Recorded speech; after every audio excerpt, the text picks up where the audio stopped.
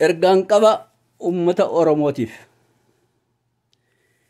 Yeroo ammaa kana Minilik Oromoo irratti baroodaa jira. Geeraraa jira, fokkoraa jira. Oromummaan balleessaa jedha. Oromiyaan ajjeesaa jedha. Oromoo kan jedhamu lafarraa balleessina jedheetidha fokkoraa jira. Minilik. Saba Oromoo dhaggeeffadhu. Waggaa 552 mootummaa nafxanyaa jalatti kuftee caccabdee arrabsamtee tuffatamtee dhiitamtee saamamtee hiyyoomtee gadadamtee kan jiraatte bilisummaa dhabdeeti. Qabeenya keetiin biyyi otoo bilisoomu otoo badhaadhu ummanni Oromoo sooressa tokko dhabee hiyyoomee jiraata. Sababni isaa bilisummaa dhabeeti. Abbaa qabeenya isaa ta'uudhaaf mirga dhabeeti. Tokkummaa dhabeeti. Minilik kan Oromoo cabse humna isaatii miti akka seenaan himutti. Goobana daaccee qabateeti. Aangoo siifa irra mootii akka taatu goona jedhee gowwomseeti. Goobana daaccee Oromootti duulee Oromoo waraanee kan cabse goobana daacceeti. Goobanni daaccee otoo Oromoo waraanuu baate Minilik Oromoo cabsuu hin danda'u. Seenaan ammas lamaan turutti deebi'e. Erga Oromoon cabe sabni keenyan salphate qeesaarratti keessummaa ta'e biyya isaarratti keessummaa ta'e qabeenya isaarratti nama taa'ee laalu ta'e. Oromoon sooressa tokko hin qabu. Sababni isaa gabrummaa jala jira. Sabni gabrummaa jala jiru sooressa hin qabu. Sabni gabrummaa jala jiru jireenya hin qabu. Jireenyi isaa jireenya du'aa fi jireenyaati. Du'aadhaa ol jireenyaa gadi. Minilik harma muree harka muree sanyii duguggaa nurratti raawwate biyya keenya saamet hongee godhe. Sabni Oromoo akka lammata sooressi tokko keessatti hin dhalanne hin hiyyoomse. Waraanni isaa Oromiyaatti duulaniit qabeenya Oromoo saamanii daakuu mana keessa jiru garagalchanii fudhatanii dubartii sabbata ishii irraa hiikaniitidha maallaqa fudhatanii Arsii keessatti nama busaan qabee dhukkubsatee ciisu kiisisaa barabbaraniit maallaqa irraa fudhatan. Arsiin horii isaa holqa keessaa gammoojjii keessatti dhoksinaan golga keessatti dhoksinaan hordofanii horii isaa hundumaa irraa fudhatanii qalatanii nyaatan. Lafa Oromoo fudhatanii hiratan. Oromoon ciisanyaa ta'e, gabbaarii ta'e, ergamtuu ta'e, hiyyeessa ta'e, qottuu ta'e sababni isaa tokkummaa dhabe. Hidhannoo dhabe. Uummanni hidhannoo fi tokkummaa kutannoo hin qabne hin bilisoomu. Uummanni hidhannoo tokkummaa hin qabne, uummanni kutannoo hin qabne tiitisa ofirraa dhowwuu hin danda'u. Sababa kanaan Oromoon hamma yoonaa tuffatamee arrabsamee jiraata ijoollee Minilikiin gaallaa jedhamee. Minilik qofaa miti kan Oromoo cabse Oromoodha. Oromootu Oromoo cabse. Baandota Oromootu Oromoo cabse. Bara Haayile Sillaasees bara Dargiis warra garaa isaanii bitamanitu mootummaa Habashaa gargaaranii abbaa irree godhaniit kan bulchaa turan isaani. Kan aangootti baasan namoota Oromooti. Egaa seenaan jijjiiramuu qaba. Barri jijjiirameera. Seenaan jijjiiramuu qaba. Bineensi illee dammaqee nama wajjin jiraachuu calqabeera. Leenci nama wajjin jiraata, qeerransi nama wajjin jiraata, waraabessi nama wajjin dammaqee sammuusaa jijjiirameet. Sabni keenya jijjiiramuu qaba. Dammaquu qaba. diina isaa beekuu qaba eenyu akka ta'e diina isaa isa diinqa keessa jiru diina isaa isa ollaasaa jiru isa biyya isaa keessa jiru beekuu qaba diinni Oromoo hamaan OPDOdha. Minilik inni sadaffaa inni PP jedhamu kun Minilik sadaffaadha. Minilik sadaffaan Oromootti deemee Oromoo liqimsuuf adeema. Hin fokkora. Oromiyaa diigna. Oromoo balleessina. Jedheetadha fokkora oola. Kana gurri keessan dhageera hundumti keessan hin beektu. Eenyu qabateeti? OPDO qabateeti. OPDO'n immoo Goobana Daacee isa sadaffaati. Goobanni lammaffaan bara wayyaanee ture. Amma immoo goobanni sadaffaan immoo PMPPT jechaadha. OPDO'n qaraxa gibira galii adda addaa Oromoorraa guureet miindaa faannoodhaaf kaffaleet Oromoo waraansaa jira. Biyya Oromoo gubaa jira, qabeenya Oromoo gubaa jira, tokkummaa waraanaa jira, bilisummaa waraanaa jira, wallo fixaa jira. Shawaatti duuleetira wallagga shawaatti duuleetira Gindabarat keessatti fixaa jira. Aadaa bargaatti kunoo dheengaddaa nama meeqa fixeera. Wallaggatti fixaa jira, Gujiitti fixaa jira. Faannoon hani najjabne hin jiru. Bakka jirutti kan gottotee fidee Oromoo fixiisu OPDOdha.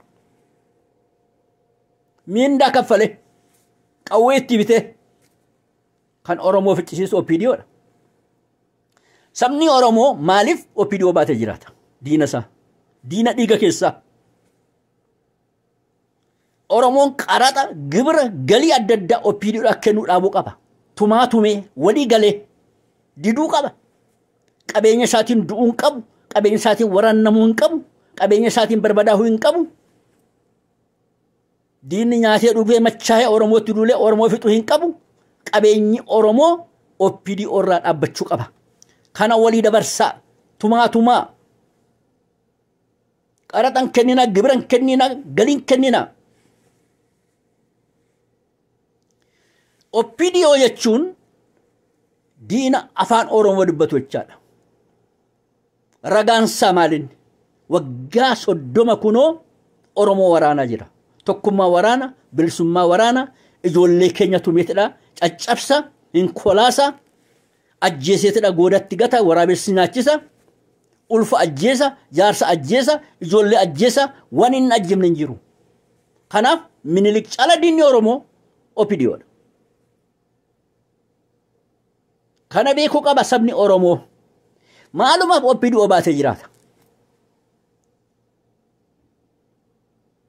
Walittima, wal gorsa, wal dammaqsa, warra hin dammaqne dammaqsa.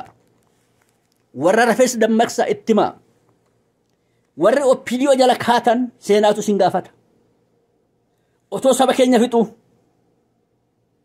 Warri isa deeggartan sabatu sin gaafata. Warri PP deeggatan seenaatu sin gaafata. Oromoon gaafa bilisome seeraan sin gaafata. Kanaaf fallisaa maal ta'uu qaba? Fallisaa waraana bilisummaa Oromoo gargaaramuu qaba. Oromoo miliyoona 55tu jira jedhameetidha himama. Kana keessa nama meeqatu qabsoo gargaara jennee hoolalle nama xiqqaadha. Miliyoona 55 keessa miliyoona 30 ji'aan birrii tokko birrii Itoophiyaa odoo kennee biyya keessatti ji'atti miliyoona 30 gargaara jechaadha. Waggaatti immoo hamma bakka ta'u shallaga. Oromoo miliyoona ol biyya alaa keessa jiru kun ji'atti otoo doolara tokko kennee ji'atti miliyoona tokko gargaara. Doolara miliyoona tokko gargaara jechaadha. Kun wal hubachuu dhabuurraa, gurmaahuu dhabuurraa, wal gorsuu dhabuurraa, dammaqina dhabuurraa dhufe kuni. Maallaqni gargaaramu kun taankii bitee, marfii bitee, matariyyeesii bitee, baazuqaa bitee Oromiyaa bilisoomsa jechaadha. Waraanni hidhannoo hin qabne, waraanni galaa hin qabne biyya isaa bilisuma baasuu hin danda'u. Waraanni Oromoo dhiiga isaa kenneera, lubbuu isaa kenneera saba isaatiif. Kana caala hannamaa kennamu hin jiru. Sabni Oromoo yoo dhabe ciree isaa nyaatee laaqana isaa agabuu oolee waraana isaa gargaaruu qaba. Laaqana isaa nyaatee irbaata isaa agabuu bulee waraana isaa gargaaruu qaba. Warri jimaatti farsootti daadhiitti biiraatti ganzaba isaanii balleessan qabsoo kana akka gargaaran gorfamuu qabu. Itti himamuu qabna. Itti himaa. Ollaa keessan itti himaa. Bakka argatan itti himaa. Gargaaruu qabu. Saantima takkitti haa taatu gargaaruu qabu. Kana himaa. Mee waa'ee Eertiraa fi warra Tigraay kana akkatti isaan bilisooman isin hima. Shaabiyaan oggaa dargii waraanuu dubartoonni qaama isaanii gurguranii bulan yookaan immoo seetinya adaarii warri jedhaman Shaabiyaa gargaaraa turani. Qeesonni isaanii torbaniin jaanxilaa taabota keessa kaahanii miswaata jedhanii gaafatanii miswaata biyyarraa guuranitti Shaabiyaa gargaaranii waraana isaanii jabeessanii iccitii laatanii biyya isaanii bilisoomsan. Warri Tigraay dubartoonni Tigraay warqii gurra isaanii kan morma isaanii kan quba isaanii kan funyaan isaanii otoo nafiin gurguraniit wayyaanee gargaaraniit dargii caccabsaniit aangoo qabatanii waggaa 27 biyya bulchanii biyya isaanii misoomsanii Awurooppaa fakkeessan. Ummata kutata murata ummata kaayyoo qabu jechaadha. Akkana ta'uu qaba sabni Oromoo. Waan nyaannee fincoofnuuf ofii keenya nyaannee garaa keenya dhiitessine waraanni keenya beelahuu hin qabu, eebochuu hin qabu, rakkachuu hin qabu. Mana o'aa keessa teenyee nuti mulluu nyaannee agabuu bullee waraana Oromoo gargaaruu qabna. Kana walii dabarsa. Wanni isin jedhu tokko jira.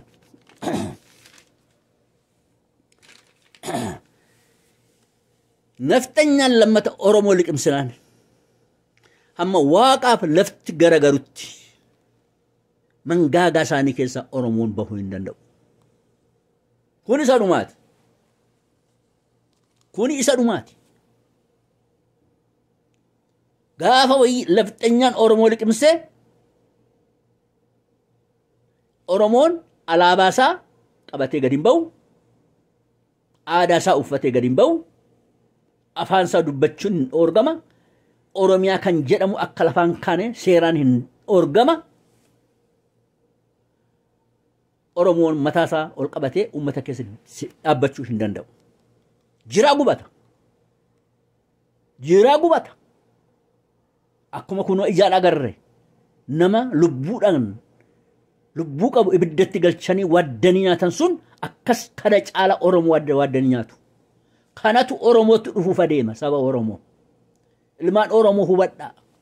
Wal dammaqsa, warra rafes dammaqsa, warra muges dammaqsa, wal dammaqsa qabsoo gargaara. Waan dandeessaniin gargaara. Limmee haa ta'u gargaara.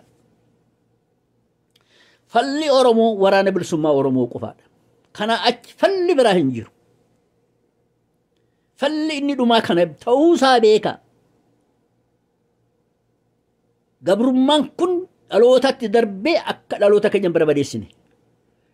Gabrummaan kun uummata keenya amma jiru kana lafarra akka hin finne.